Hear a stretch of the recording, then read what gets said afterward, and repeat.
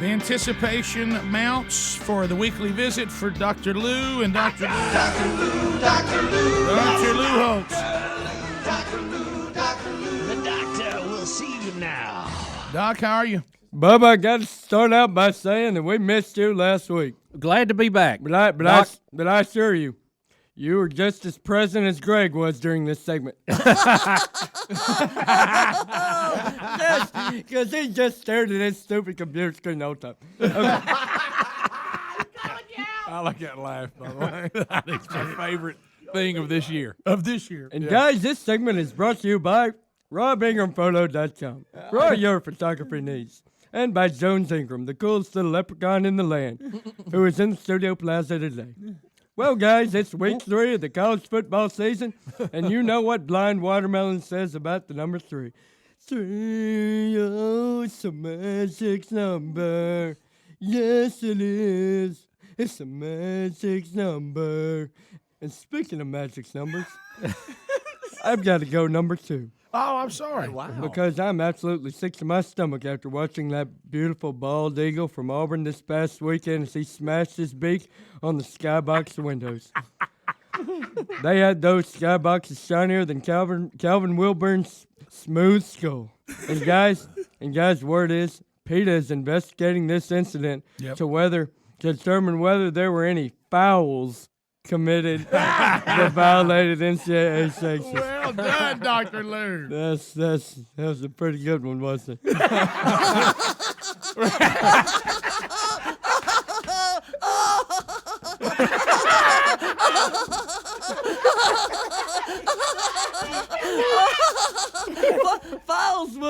Fouls with a W. Fouls with a W.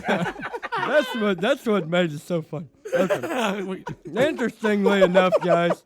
I almost went Harry Carey on us. Sounded just like it. I could probably do that too if I wanted to. I bet you could. Interestingly enough, guys, I found out what happened with the birds' collision. What happened? Joe Pa was actually in the skybox, and the eagle, just like the rest of us, thought he was dead. Come on now. He was simply swooping in for a snack, and we all know that's all it would have been. He hadn't got enough meat on him to fill up a kitty cat. No, he doesn't. And speaking of kitty cats, how about the Georgia Bulldogs and Coach Mark Richt letting another one get away from them this last weekend against South Carolina Gamecocks? Guys, I spoke to my sources in Athens earlier this week, and it turns out Mark Richt has already been hired by another big-name organization. Really? The National Association for Battered Women. Their president told me, and I quote, "We've been looking for a recognizable face to represent the National Association for Battered Women, and no one has taken more abuse and beating over the past couple years than Marcia Riggs." Oh, my goodness. Dr. Lou, you can get email on that. And speaking of Marcia, how about the Brady bunch up in Ann Arbor? Brady Hoke and the Michigan Wolverines let a big game slip away from them under the lights last weekend. But this does not come as any surprise to anyone in the country, as they were facing possibly the greatest team in the country, the University of Notre Dame Fighting Irish. Dr. Lou, I think the game went the other way. At 2-0, the Irish remains at number 1 in my poll. Guys, I couldn't believe how much the Irish manhandled the Wolverines. The manicurist leprechauns of my dream last week were spot on when they predicted the Irish would make Wolverine sushi in the big house. He forgot Skip beat him. Yeah, I know. The Irish dominated the Wolverines so much during the first half that I decided to take a little nap at halftime. And unfortunately, I didn't wake up until after the game had finished. But I do want to tell you about my dream. Oh, good. Tell us what happened, Dr. Lou. What happened to you? Get you a drink. I love Dr. Lou Dreams. That's right. And at some point, you got to tell us what you're doing to your hair. There I stood, under blinding stadium lights, with 109,901 yellow shakers surrounding me. Then 11 leprechauns dressed in green and gold started playing hot potato with a large baking potato shaped like a football. Ouchie, ouchie, one of them said. What did he say? Ouchie, ouchie, one of them said. That thing stung the pee-pee out of me bladder. Me thinks this may be a long game if we can't hold on to our potato. Did you make it? Wow. It's supposed to be Irish. Yeah, right. Or Scottish, I Let's think. go and clarify that so we don't mess up the rest of the story. Yeah, okay. All right.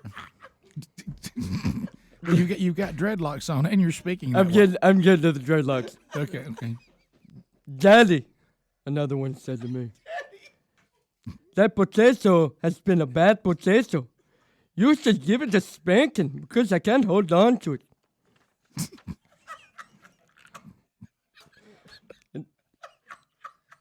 And as I watched all my little leprechauns drop, now suddenly I've gone into the Irish.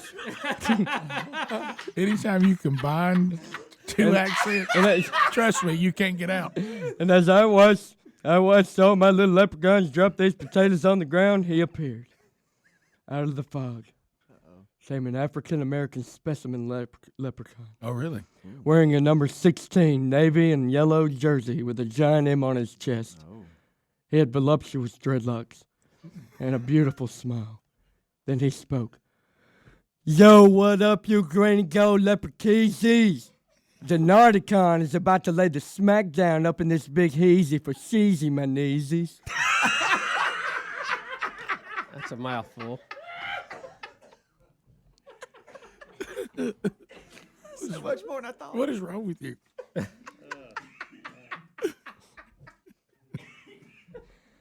All the leprechauns wet their diapers in fear. But Daddy was there to change them and powder their hiney so they wouldn't chafe. That's good. Then the Nardicon spoke again. Yo, leprechauns, it's time for some smear the queer up in this measy. That's when the chaos ensued. All the leprechauns began chasing the Nardicon all around the field. Y'all can't catch me, fools. I'm a marauder.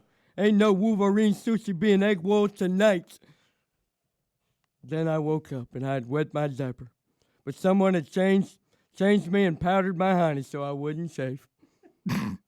To be honest, guys, I don't know how to interpret that dream, but it was extremely vivid, almost like real life. And guys, speaking of real life, it's a reality that Mark Richt may be out of his job by year's end. And I feel like his Bulldog squad could use a little pep talk before they So face you're going to turn around the Bulldogs that's, right here. That's right. Okay. Out of the Big South Conference, the Coastal Carolina Chanticleers, which I don't even know what a Chanticleer is. But I'm gonna give these guys from Georgia a little pep talk real quick. Fire them up. Men, I had a little kitty cat come in my house the other day. And I said, come here, you little kitty cat. Sit on Daddy's lap. And that kitty cat started checking its kitty cat self out in the kitty cat mirror and meowing about how good it looked with its kitty cat claw covers. And then it started meowing.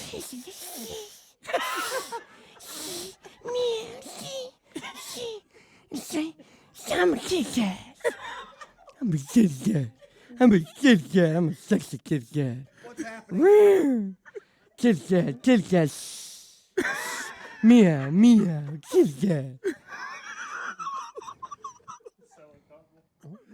feel like I'm watching a breakdown. Be thankful you didn't take a Lord. Yeah. Man, I killed that kitty cat. You know why? Because I got some fights in me. And my question to you today is, man, you got some fights in you, Mo? You got some fights in you, Mo? Let's go, man. Well, I tell you, that was. I've heard that somewhere. I don't know where I've heard it. Yeah. It seemed familiar. Am I the only one? That was interesting. Our final segment with Dr. Lou this week. We now look at the games of the weekend, some of the bigger games that are going on. Some of them are rivalries. Some of them involve the top 25. The biggest game of the weekend, Dr. Lou, has to be number 1, Oklahoma, and number 5, Florida State. Yeah, that's right, guys. I'm going to go ahead and I think I heard you guys talking about it this morning, but I'm going to go ahead and predict that the Florida State Seminoles, I think it was Speedy talking about this morning. I think Florida State Seminoles are going to win at home against the Sooners.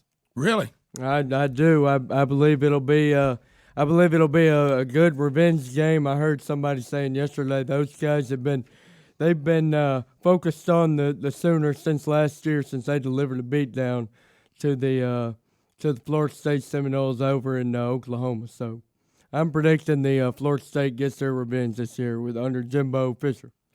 Bubba, what do you think? Well, that's tough. That's tough. I just don't know how good Florida State is. I think a lot of it's going to depend on their quarterback play.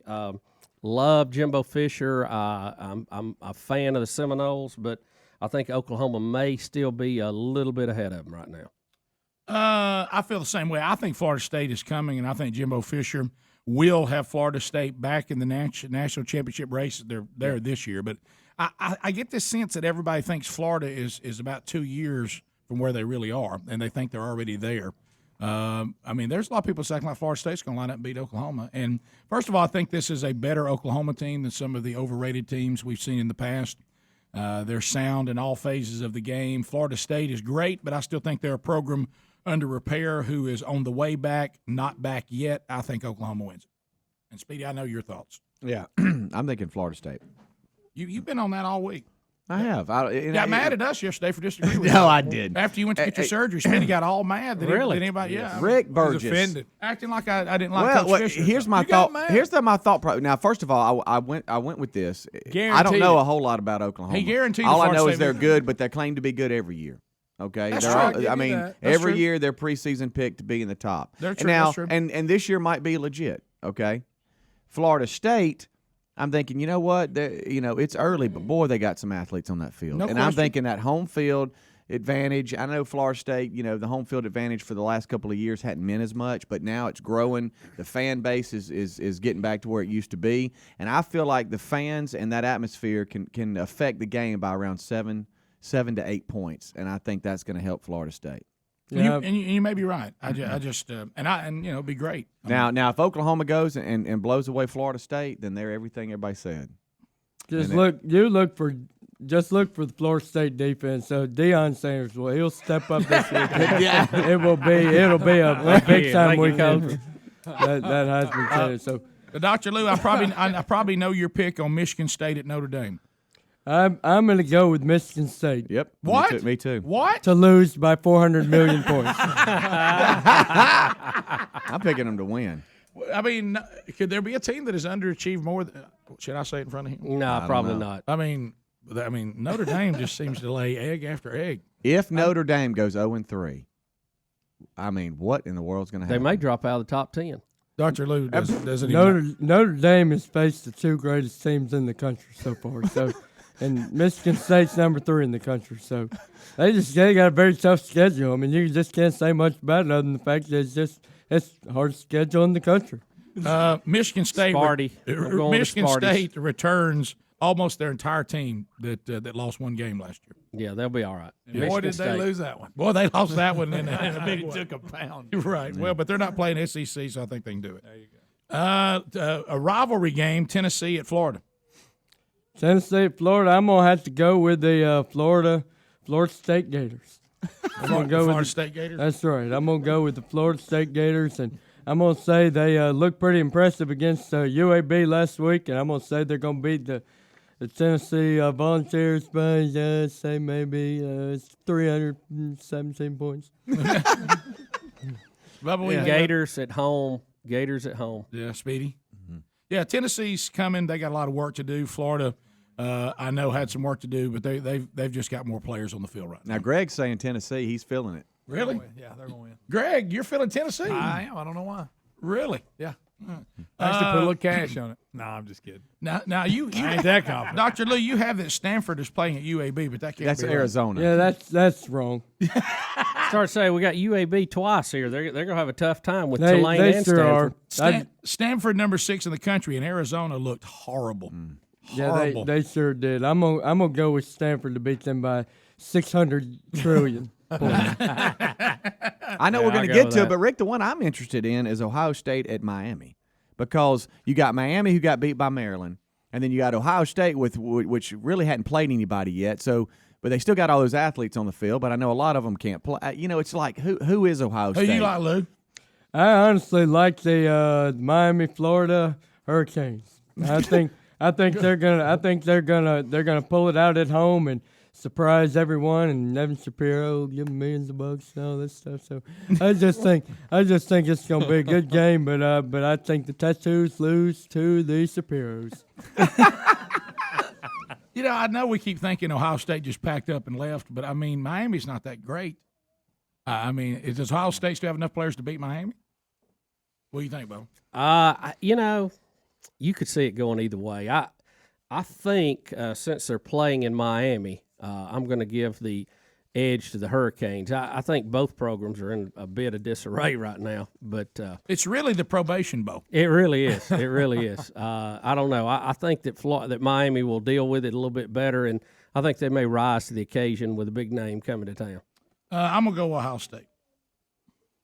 It's not a bad pick. Yeah, let's see, is that about it? The Auburn-Clemson game is interesting. That's two.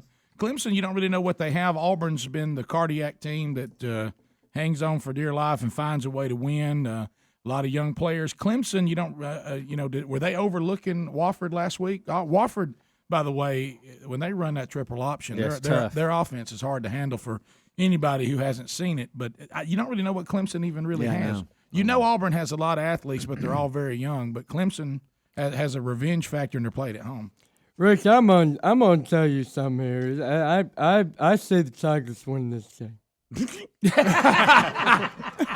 That's good. Clemson's given up a ton of points. I know Auburn has as well, but I think if it's a scoring if it's a scoring fest, I think Auburn pulls it out. Well, it will have to be. Auburn's defense is struggling, but so is Clemson's defense. So. Yeah, we just don't know Clemson that well this year. Just no idea. I think they got a great coach, and I think they're going to be fine over time. But and like I say, Auburn's you just don't know. Well, the thing, even if you go back to last year, Auburn's won 16 games in a row, but how many of those games have they dominated somebody?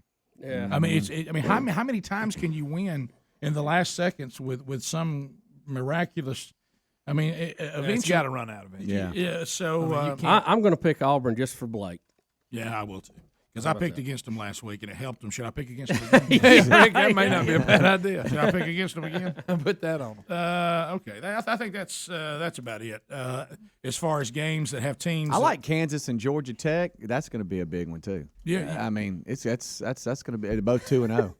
I'm gonna put that one on my do not watch list. Yeah. Kansas is one of those teams I just cannot watch. Yeah. But I'll tell you one thing. That's going to be a good game. You watch. I know, but I just can't make myself watch them. That's going to be one of the better games this Rick, weekend. it's a big game. Yeah, I'll tell you a game I don't miss is that Kansas-Georgia Tech rivalry.